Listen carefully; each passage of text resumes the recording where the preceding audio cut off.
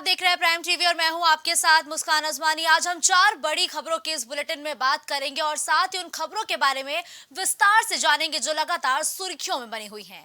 आज प्रदेश की नजरें इलाहाबाद हाईकोर्ट पर टिकी हुई हैं, जिसकी वजह है एएसआई सर्वे पर रोक लगाए जाने की मांग वाली याचिका पर सुनवाई का दौर शुरू हो चुका है। फैसला किसके पक्ष में होगा, इसका इंतजार है। तो राजनीति भी अपने चरम पर है। आरोप प्रत्यारोप के दौर के बीच विपक्षी दलों के गठबंधन यानी कि इंडिया की तुलना पीएम ने इंडियन मुजाहिदीन साथ ही पॉपुलर फ्रंट ऑफ इंडिया यानी कि पीएफआई से की है, जिस पर विपक्षी पार्टियां अब तिलमिला उठी हैं। जबकि विपक्षी दल अपनी अपनी रणनीति को धार देने का काम अब शुरू कर चुका है। भारत जोड़ो यात्रा के दूसरे फेज के साथ ही अखिलेश रथ यात्रा के बाद अब साइकिल यात्रा करने की तैयारी में है और 24 के लिए अपनी चुनावी जमीन भी तैयार कर रहे हैं। तो आज हम इन चार बड़ी खबरों पर बात करेंगे। तो चलिए अब खबरों पर चर्चा होगी विस्तार से। तो वाराणसी के ज्ञानवापी विवाद से जुड़ी बड़ी खबर जो लगातार सामने आ रही है कि जिला जज के आदेश पर ज्ञानवापी परिसर में कल से शुरू हुए आर्कियोलॉजिकल सर्वे ऑफ इंडिया के सर्वेक्षण यानी कि एएसआई पर रोक लगाए जाने की मांग को लेकर मुस्लिम पक्ष ने इलाहाबाद हाईकोर्ट में याचिका दाखिल की है। ज्ञानवापी मस्जिद की इंतजामिया कमेटी ने यह याचिका दाखिल की है और मस्जिद कमेटी की याचिका में 21 जुलाई को आए जिला जज के फैसले को रद्द किए जाने और अंतिम फैसले आने तक इस पर रोक लगाए जाने की गुहार भी लगाई है। यह याचिका मस्जिद कमेटी ने सुप्रीम कोर्ट के निर्देश पर दाखिल की है। वही सुप्रीम कोर्ट के निर्देशों का हवाला देकर इस याचिका को अर्जेंसी के आधार पर भी आज ही सुनने की भी अपील की गई है। तो देखिए, आज पूरे प्रदेश की नजरें इलाहाबाद हाईकोर्ट पर टिकी हुई है, क्योंकि मुस्लिम पक्ष की याचिका पर सुनवाई जो है वो लगातार जारी है और अब से थोड़ी ही देर में जो फैसला है उसकी भी घोषणा कर दी जाएगी।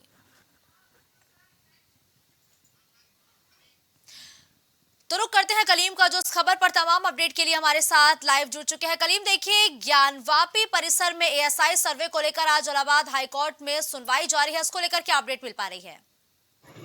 देखिए मुस्कान जी, जिस तरीके से बात की जाए ज्ञानवापी मामले के को लेकर के, क्योंकि जिस तरीके से याचिका डाली गई थी उसके सर्वेक्षण की बात की गई थी एसआईटी को लेकर, क्योंकि इस मामले को लेकर के जो रोक लगाई गई थी उस रोक पर बात की जाए 26 जुलाई शाम 5 बजे तक की पूरी रोक लगी हुई, क्योंकि इसके साथ ही मुस्लिम पक्ष से कहा गया था कि वो अपनी जो याचिका दायर की गई थी उसमें वो इलाहाबाद हाईकोर्ट की तरफ अपना रुख कर सकते हैं। फिलहाल जिस तरीके से बात की जाए ज्ञानवापी मामले को लेकर के, तो हिंदू पक्ष का जो वकील है वो लगातार इस मामले में अपनी पूरी इस सुनवाई, उसकी जो बहस थी वो हुई।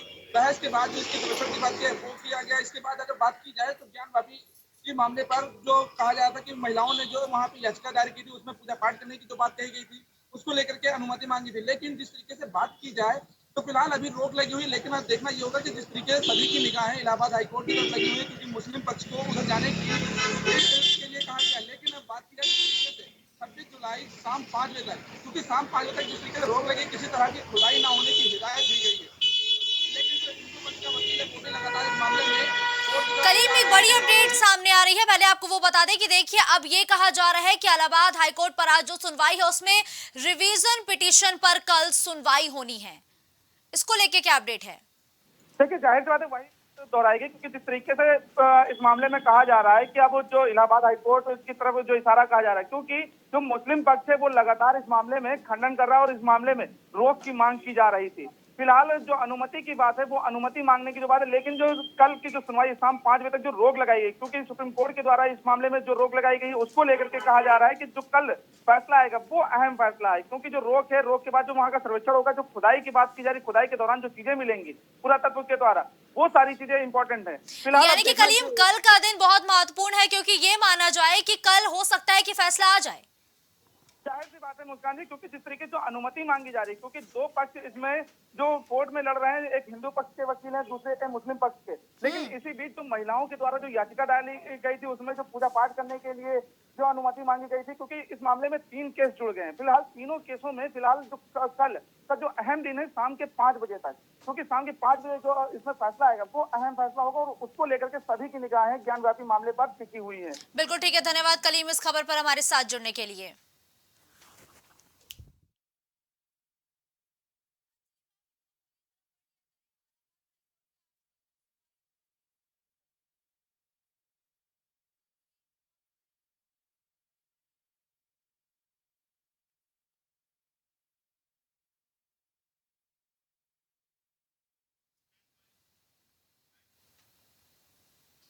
तो देश के सबसे ज्यादा लोकसभा सीटों वाले राज्य यानी कि यूपी के लिए कांग्रेस ने अपनी भारत जोड़ो यात्रा पार्ट 2 की प्लानिंग को और तेज कर दिया है। भारत जोड़ो यात्रा के फर्स्ट फेज में राहुल गांधी ने करीब 4000 किलोमीटर का सफर तय किया और जिसकी शुरुआत 7 सितंबर को कन्याकुमारी से हुई थी। लेकिन 136 दिन की राहुल की इस यात्रा में यूपी की हिस्सेदारी महज 2-3 दिन की ही रही थी। राहुल 120 किलोमीटर पैदल चले, वही गाजियाबाद से प्रवेश करते हुए शामली बागपत होते हुए हरियाणा चले गए। कब और कहां अब इसकी शुरुआत होगी ये देखना बहुत दिलचस्प होगा, क्योंकि देखिए यूपी में राहुल गांधी अपना दमखम दिखाने के लिए तैयार हो चुके हैं, क्योंकि भारत जोड़ो यात्रा पार्ट 2 का आगाज बहुत जल्दी हो सकता है और फिलहाल जो तारीख है उस पर मंथन जारी है कि कब और कहां से इस यात्रा की शुरुआत होगी और इस यात्रा में राहुल गांधी कितने प्रदेशों को कवर करेंगे, इसको लेकर के एक जो खाका है वो तैयार किया जा रहा है। क्योंकि जो राहुल गांधी की पहली भारत जोड़ो यात्रा हुई थी, उस यात्रा के बाद राहुल गांधी को खासी लोकप्रियता भी हासिल हुई थी। यही वजह है कि राहुल गांधी अब एक बार भारत जोड़ो यात्रा पार्ट 2 करते हुए नजर आएंगे और अपनी ताकत, अपना दमखम यूपी में दिखाते हुए नजर आएंगे। क्योंकि देखिए राजनीति की ये पुरानी कहावत है कि दिल्ली का रास्ता यूपी से होकर जाता है, क्योंकि यूपी में लोकसभा की कुल 80 सीटें हैं। यही वजह है कि हर एक पार्टियां यूपी में अपनी जोर आजमाइश कर रही हैं, अपना दमखम दिखा रही हैं। तो वहीं इसी कड़ी में अपनी चुनावी जमीन को तलाशते हुए राहुल गांधी भारत जोड़ो यात्रा पार्ट 2 की शुरुआत बहुत जल्द करने वाले हैं। तो इस खबर पर ज्यादा जानकारी के लिए हमारे सहयोगी विवेक शाही हमारे साथ जुड़ चुके हैं। देखिए विवेक, अब लगातार ये कहा जा रहा है कि भारत जोड़ो यात्रा पार्ट 2 की शुरुआत करने की तैयारी में है कांग्रेस। कब और कहां से इस यात्रा की शुरुआत हो सकती है विवेक? देखिए, अगर बात की जाए तो जिस तरीके से राहुल गांधी ने अपनी भारत जोड़ो यात्रा का पार्ट 1 शुरू किया था, तो सबसे ज्यादा चर्चा रही थी कि सबसे ज्यादा लोकसभा सीटों वाले प्रदेश उत्तर प्रदेश में आखिर 2 से 3 दिन ही ये यात्रा क्यों रही थी।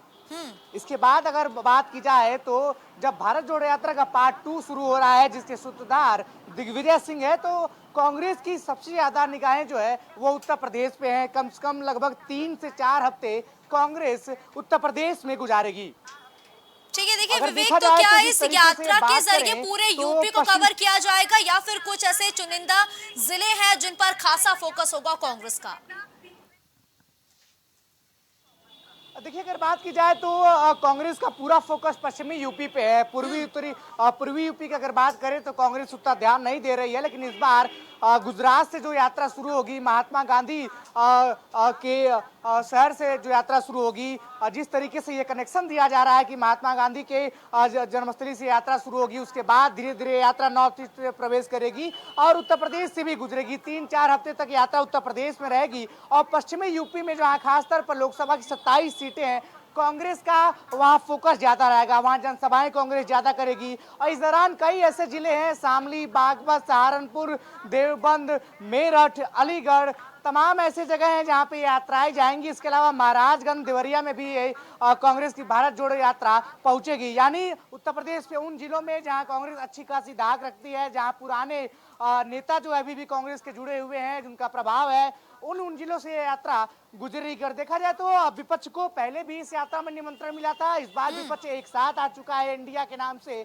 तो अखिलेश यादव और जयंत चौधरी के साथ साथ तेजस्वी यादव भी इस यात्रा में शामिल होंगे और खास ही खास प्रियंका गांधी की भी एक सक्रिय जिम्मेदारी होगी। उनकी जनसभाओं को बढ़ाया जाएगा। जिस प्रकार से वो अभी देखा जा सकता है कि उत्तर प्रदेश की वो प्रभारी रही थी कांग्रेस की, उसके बाद लगातार वो मध्य प्रदेश से लेकर तमाम ऐसे जगह हैं जहां चुनावी जनसभा कर रही हैं। अब उत्तर प्रदेश में प्रियंका गांधी की सक्रियता को भारत जोड़ो यात्रा के दूसरे पार्ट को देखते हुए बढ़ाया जाएगा। बिल्कुल, देखिए विवेक, जब भारत जोड़ो यात्रा पार्ट 1 हुई थी तो उस दौरान राहुल गांधी की लोकप्रियता में अचानक से उछाल आई थी और अब तो भारत जोड़ो यात्रा का पार्ट 2 है और ये बेहद खास हो जाता है क्योंकि इंडिया के गठबंधन के बाद ये यात्रा होनी है।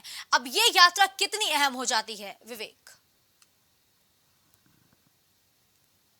जी बिल्कुल, अगर देखा जाए तो जिस तरीके से भारत जोड़ो यात्रा के बाद राहुल गांधी की इमेज बदली थी भारतीय राजनीति के परिदृश्य में, पहले के मुकाबले उनकी इमेज काफी बेहतर हुई थी। इस बात को कोई नकार नहीं सकता है। भले ही भारतीय जनता पार्टी कितने भी एलिगेशन इस बात पे लगाए कि उनकी इमेज नहीं सुधरी हो, भारतीय राजनीति में अभी भी वो पहले की तरह है, लेकिन साफ तौर पर जिस तरीके से सोशल मीडिया पे लगातार राहुल गांधी ट्रेंड कर रहे थे, भारत जोड़ो यात्रा ट्रेंड कर रही थी, तो कहीं ना कहीं भारतीय जनता पार्टी को भी इससे खासा दिक्कतें हुई थी।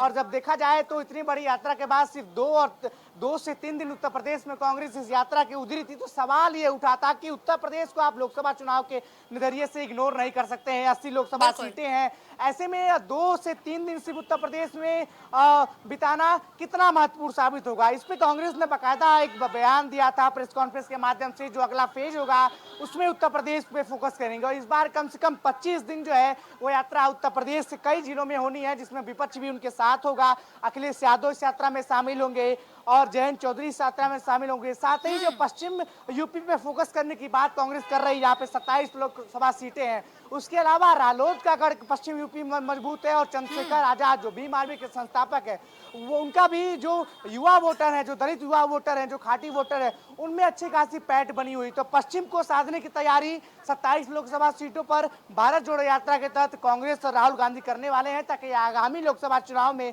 उत्तर प्रदेश में ज्यादा से ज्यादा सीटें जो है वो इंडिया का जो गठबंधन है वो जीत सके और भारतीय जनता पार्टी को जहां उनकी सरकार केंद्र में भी है, राज्य में भी है, वहां एक भारी नुकसान पहुंचा सके। बिल्कुल ठीक है, धन्यवाद विवेक इस खबर पर हमारे साथ जुड़ते हुए दर्शकों तक तमाम अपडेट पहुंचाने के लिए।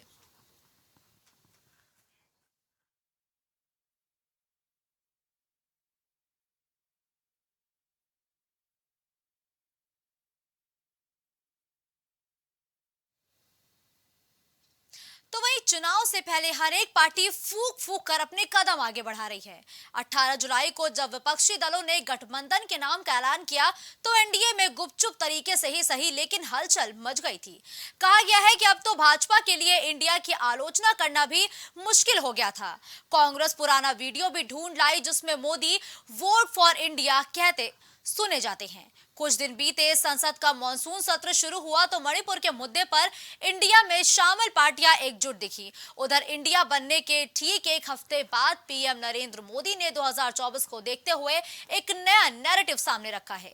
जी हां, उन्होंने इंडिया नाम के पीछे खड़े विपक्ष की सारी रणनीतियों को ध्वस्त करने की भी कोशिश की है, जिसमें पीएम ने विपक्षी गठबंधन के नाम इंडिया पर कहा कि जो लोग सत्ता चाहते हैं और देश को तोड़ना चाहते हैं वो ईस्ट इंडिया कंपनी और इंडियन मुजाहिदीन जैसे नाम रख रहे हैं, जिसमें भी इंडिया आता है।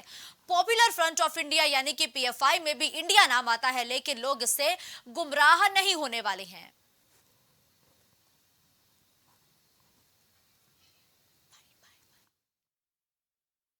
जब इतने लोग, इतने रिप्रेजेंटेटिव्स 267 के तहत नोटिस सतत 4 दिन से देते आ रहे हैं, और ऐसा ये पहली बार तो नहीं है। इस सदन में भी जब एनडीए सरकार थी, बीजेपी सरकार थी, 2016 में उन्होंने स्वीकार करके चर्चा को उन्होंने एक चांस दिया। फिर लोकसभा में भी अनेक, जब कांग्रेस पार्टी थी तो उस वक्त भी ऐसा दिया गया। लेकिन आज मणिपुर जल रहा है, रेप हो रहे हैं, मणिपुर में मकाना जला है, और आप वहां मणिपुर की बात हम कर रहे हैं, मणिपुर की बात हम कर रहे हैं, प्राइम मिनिस्टर ईस्ट इंडिया की बात कर रहे हैं। तो आपने सुना मल्लिकार्जुन खड़गे का ये बयान, जिन्होंने प्रधानमंत्री नरेंद्र मोदी के बयान पर पलटवार करते हुए ये अपना बयान दिया है। रुक करते हैं गौरव का, जो इस खबर पर तमाम अपडेट के लिए हमारे साथ जुड़ चुके हैं। देखिए गौरव, प्रधानमंत्री नरेंद्र मोदी ने विपक्षी दलों के गठबंधन का जो नाम है इंडिया, उस पर एक हफ्ते बाद कटाक्ष किया है। इस पर विपक्षी दलों की प्रतिक्रिया क्या आ रही है गौरव? देखिए, मल्लिकार्जुन खड़गे भी यहाँ पर बोले हैं और इसके अलावा राहुल गांधी भी बोले हैं कि प्रधानमंत्री जी आपको जो बोलना हो बोल लीजिए। मैं जानता हूँ कि आपकी झटपटाहट बताती है कि कहीं ना कहीं हमारा जो गठबंधन हुआ है उससे आपको डर लग रहा है।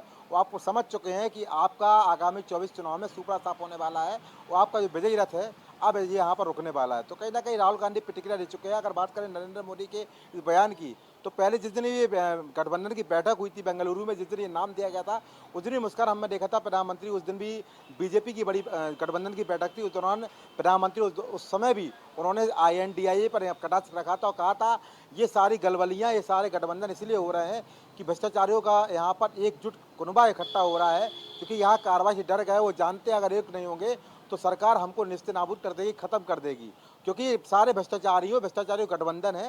हालांकि और जिसके बाद जिस तरह से आज उन्होंने बयान दिया था, इंडियन मुजाहिदीन से तुलना की थी और ईस्ट इंडिया कंपनी से तुलना की थी, पॉपुलर फ्रंट ऑफ इंडिया से तुलना की है, कहीं ना कहीं इसको लेकर विपक्ष अब हमलावर हो चुका है प्रधानमंत्री नरेंद्र मोदी के इस बयान पर। प्रधानमंत्री नरेंद्र मोदी ने साफ तौर पर कहा था कि इंडिया शब्द इंडियन मुजाहिदीन में भी आता है, ईस्ट इंडिया कंपनी में भी इंडिया शब्द था। लेकिन देखिए गौरव, इंडिया शब्द तमाम तरीके की योजनाओं में भी आता है जो खुद भाजपा सरकार के द्वारा लागू की गई हैं। जी बिल्कुल मुस्कान, यहाँ पर इस तरह की बातें बयान नहीं देने चाहिए, क्योंकि इंडिया शब्द अगर बात करें, उन्होंने INDIA आप बोल सकते हैं, पर निश्चित रूप से इंडिया शब्द को यहाँ पर परिभाषित करना गलत तरीके से, कहीं ना कहीं संदेश गलत जाता है। सही बात आपके द्वारा कही गई है कि संदेश गलत जाता है, क्योंकि अगर आप यहाँ पर इंडिया की बात करेंगे तो मेकिंग इंडिया की बात भी लगातार प्रधानमंत्री मोदी कर चुके हैं, आत्मनिर्भर भारत की बात भी करते हैं, मेकिंग इंडिया की बात भी करते हैं, और जो भी चीज़ होती है उसमें इंडिया शब्द जरूर लगता है, क्योंकि अगर भारत को हम इंग्लिश में वर्णित करेंगे तो वहाँ पर भारत को इंग्लिश में भारत नहीं कहा जाता बल्कि इंडिया कहा जाता है। तो कहीं ना कहीं अगर इस तरह की आप बातें कहेंगे, विपक्ष पे आरोप लगाएं, तो विपक्ष भी हमलावर होगा, और आपको ये भी समझना पड़ेगा कि INDIA कहकर या विपक्षी गठबंधन कह के आप भरी उसको परिभाषित कर सकते हैं, कटाक्ष कर सकते हैं, पर इंडिया शब्द के साथ मेरे ख्याल से इस तरह की भाषा का प्रयोग नहीं होना चाहिए कि उनको India Mujahideen, east India company या पॉपुलर फ्रंट ऑफ इंडिया से उनको संलिप्त किया जाए। लेकिन देखिए गौरव, एक तरफ सत्र नहीं चल पा रहा है, विपक्षी दल जो है लगातार हमलावर है कि PM मोदी खुद मॉनसून सत्र में आए, मणिपुर हिंसा पर अपने बयान दे, उसके बाद चर्चा का दौर शुरू होगा। एक तो PM मोदी पहली बात तो सत्र में मौजूद नहीं है, ऐसे में वो इंडिया पर कटाक्ष कर रहे हैं, लेकिन वो सत्र के अंदर आकर मणिपुर हिंसा पर आखिर क्यों नहीं बोल रहे हैं? बिल्कुल सही बात है। या विपक्ष का जो कहना है वो कहीं ना कहीं एक जगह से सही है, क्योंकि यहाँ पर प्रधानमंत्री की जिम्मेदारी होती है, साझा सरकार उनकी मणिपुर में। इसके अलावा चूंकि केंद्र सरकार में प्रधानमंत्री नरेंद्र मोदी प्रधानमंत्री के पद पर बैठे हुए हैं, तो कहीं ना कहीं उनकी जिम्मेदारी है एक राजा के रूप में, शासक के रूप में, कि आपको वहाँ पर तमाम व्यवस्था को संभालना चाहिए। महज 40 लाख की आबादी वाला मणिपुर अगर आज हिंसा की चपेट में है, तो कहीं ना कहीं अगर राज्य सरकार जिम्मेदारी है, तो यहाँ केंद्र सरकार की जिम्मेदारी भी है। बहुत सारे बल हमारे पास है, केंद्रीय बल हमारे पास है, तमाम तरह की एजेंसियाँ हमारे पास है, उसके बावजूद भी अगर हिंसा हो जाती है तो कहीं ना कहीं फेलियर है। आप व्यवस्थित कर सकते हैं, तमाम तरह की व्यवस्था हमारे पास है, विश्व की तीसरी सबसे बड़ी आर्मी हमारे पास है। तो इस तरह अगर वहाँ पर घटनाएं हो रही हैं तो कहीं ना कहीं विपक्ष का यहाँ पर कटाक्ष लाजमी है। और यहाँ पर प्रधानमंत्री नरेंद्र मोदी को जिस दौरान उस समय भी उन्होंने बोले थे और रो रहे थे, कहा था यहाँ कार्रवाई की जाएगी, तो उसके बाद भी विपक्ष लगातार बराबर हुआ था कि प्रधानमंत्री बहुत समय बाद बोले हैं, पर उनके बोलने क्या, जबकि स्वयं उस मामले में सुप्रीम कोर्ट ने 100 मिनटों संज्ञान ले लिया था और कहा था अगर सरकार कुछ नहीं करेगी तो सुप्रीम कोर्ट इसमें न्याय करेगा, कार्रवाई करेगा। बिल्कुल, धन्यवाद गौरव इस खबर पर हमारे साथ जुड़ते हुए। दर्शकों तक तमाम अपडेट पहुंचाने के लिए।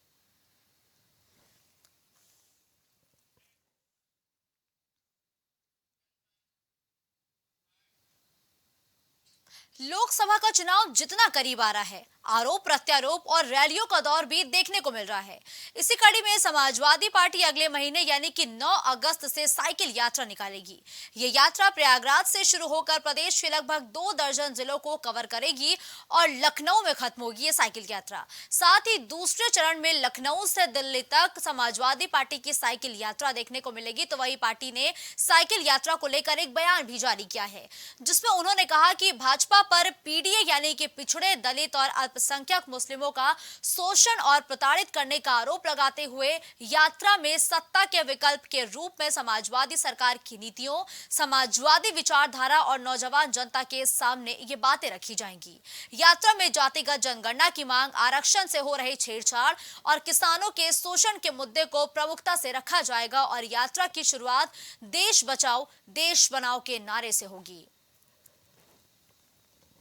तो देखिए, एक बार फिर से चुनाव के नजदीक आते आते समाजवादी पार्टी की साइकिल यात्रा देखने को मिलेगी, जो कि प्रयागराज से शुरू होकर लखनऊ में खत्म होगी। तो इस यात्रा का जो दूसरा फेज होगा वो लखनऊ से शुरू होकर दिल्ली तक जाएगा। इस दौरान समाजवादी पार्टियां जो अल्पसंख्यकों के हितों की बात करते हुए भारतीय जनता पार्टी को घेरने की कोशिश करेंगी और इस यात्रा की शुरुआत देश बचाओ देश बनाओ के नारे से होगी।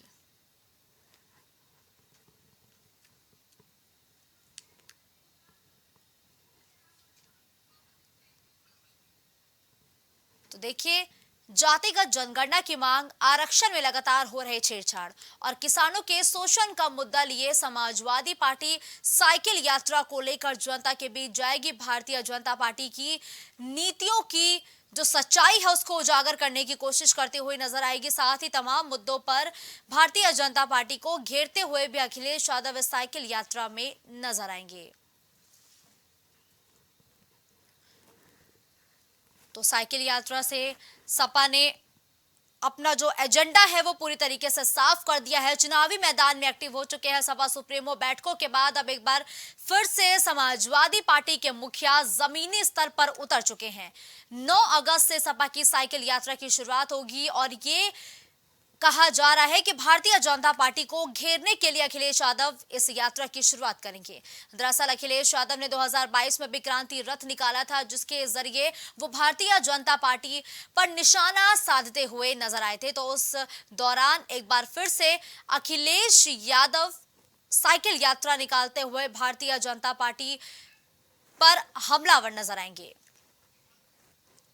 तो इस खबर पर विभांशु हमारे साथ लाइव जुड़ चुके हैं। देखिए विभांशु, अगस्त के महीने में समाजवादी पार्टी मोर्चा खोलते हुए भारतीय जनता पार्टी के खिलाफ साइकिल यात्रा निकालेगी। ये यात्रा किन किन जिलों को कवर करेगी और ये यात्रा किन किन जिलों के वोटर्स को प्रभावित करती हुई नजर आएगी? विभांशु जी बिल्कुल, आपको बता दें कि 2024 चुनाव की तैयारी में जुटी समाजवादी पार्टी लगातार अपने अभियान और कार्यक्रम के माध्यम से कहीं ना कहीं देखे तो उत्तर प्रदेश की 80 सीटों पर अपने तमाम जीत के दावे वादे कर रही है। वहीं अगर बात की जाए तो सपा आगामी दिनों में कहीं ना कहीं प्रदेश के अंदर में लगभग 25 राज्यों में, खासकर पूर्वांचल के साइकिल यात्रा के माध्यम से अगर बात करें तो जाति जनगणना और सामाजिक न्याय और खासकर दलित, शोषित और जो ग्रसित वर्ग है उनके साथ संवाद स्थापित करने का कार्य करेगी। अगर बात की जाए तो इलाहाबाद से इस यात्रा की शुरुआत होगी। उसके ठीक बाद अगर बात की जाए तो वहां से होते हुए कौशाम्बी और साथ ही साथ बांदा होते हुए अगर बात करें तो प्रदेश के अलग अलग कोनों में जाएगी और इस यात्रा का समापन अगर बात की जाए तो लखनऊ में होगा।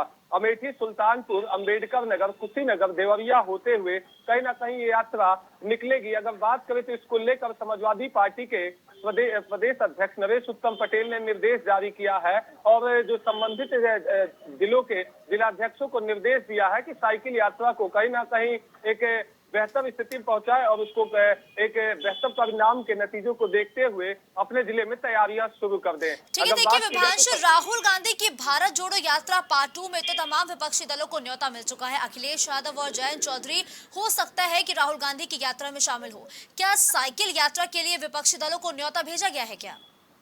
जी बिल्कुल, अभी इसकी कोई समाजवादी पार्टी की तरफ से इसको लेकर जानकारी नहीं है। उनके पार्टी का कार्यक्रम है और अगर बात की जाए तो भारत जोड़ो यात्रा, राहुल गांधी इस बात को कहते हुए नजर आते हैं कि ये गैर राजनीतिक यात्रा है भारत जोड़ने के लिए, मगर ये यात्रा समाजवादी पार्टी की पूरी तरह से राजनीतिक यात्रा है। अगर बात करें तो समाजवादी पार्टी के संरक्षक और संस्थापक मुलायम सिंह यादव जब राजनीति में सक्रिय हुआ करते थे, अपने कहीं ना कहीं स्वर्ग सिधारने से पहले तो वो क्रांति रथ और साइकिल यात्रा निकालकर आम जनता के बीच जाकर और तमाम मुद्दों पर बात करते थे। उसी पदचिन्ह पर चलकर उनके पुत्र और सपा के राष्ट्रीय अध्यक्ष अखिलेश यादव अब साइकिल यात्रा निकालने को लेकर निर्देश जारी कर चुके हैं। अगर बात की जाए तो सपा के नेता अभिषेक यादव की अगुवाई में कहीं ना कहीं यात्रा निकलेगी, खासकर युवाओं को, और देखे तो प्रदेश में तमाम समाजवादी पार्टी के नेता हैं उनको इस यात्रा के माध्यम से सपा अपने तरफ करने का प्रयास करेगी। जी ठीक है, देखिए विभांशु, जब स्वर्गीय मुलायम सिंह यादव का आपने जिक्र किया तो एक सवाल आता है जहन में कि देखिए क्रांति रथ पर सवार होकर मुलायम सिंह यादव सूबे की सत्ता पर काबिज हुए थे। 2012 में अखिलेश यादव ने जब यात्रा निकाली तो वो भी सत्ता पर काबिज हुए। साल 2022 में यात्रा निकाली गई, भले ही अखिलेश यादव सीएम नहीं बन पाए लेकिन वोट परसेंटेज जो है उसमें उछाल देखने को मिला था। क्या इस यात्रा का असर 2024 के चुनाव पर पड़ता हुआ नजर आएगा क्या? जी निश्चित तौर से अगर बात की जाए तो समाजवादी पार्टी की तरफ से 2022 में कहीं ना कहीं देखे तो एक मजबूत विपक्ष बनकर सपा निकली थी और माना जा रहा है कि अगर समाजवादी पार्टी साइकिल यात्रा निकाल ली उसके ठीक बाद सपा के राष्ट्रीय अध्यक्ष एक बार फिर क्रांति रथ के तर्ज पर सामाजिक जन जागरण यात्रा निकालने वाले हैं, जिसके माध्यम से अगर बात की जाए तो सपा अध्यक्ष कहीं ना कहीं अपने बस को लेकर फिर प्रदेश के अलग अलग जिलों जाएंगे। वहां पर जो सपा अगर लगातार जो जिन मुद्दों पे बात कर रही है उसको लेकर जनता से संवाद स्थापित करते हुए नजर आएंगे। अगर बात की जाए प्रमुखता से से तो जाति जनगणना, सामाजिक न्याय और यूनिफॉर्म सिविल कोड को लेकर समाजवादी पार्टी कहीं ना कहीं 2024 के चुनाव में उतरेगी। इसको लेकर सपा के नेताओं की तरफ से लगातार कई दावे वादे किए जा रहे हैं। और बात करें तो आने वाले दिनों में समाजवादी पार्टी कई ऐसे अभियान चलाएगी जिससे खासकर पूर्वांचल और जो तमाम क्षेत्र हैं उसमें कहीं ना कहीं अगर देखें तो सत्ता में एक बार फिर जो अपना खोए हुए जमीन है, चाहे बात की जाए 2009 का लोकसभा चुनाव, चाहे बात की जाए 2004 का लोकसभा चुनाव, जो समाजवादी पार्टी का प्रदर्शन रहा है उसको फिर से एक बार दोहराने का प्रयास होगा। जी ठीक है, धन्यवाद विभांशु इस खबर पर हमारे साथ जुड़ने के लिए।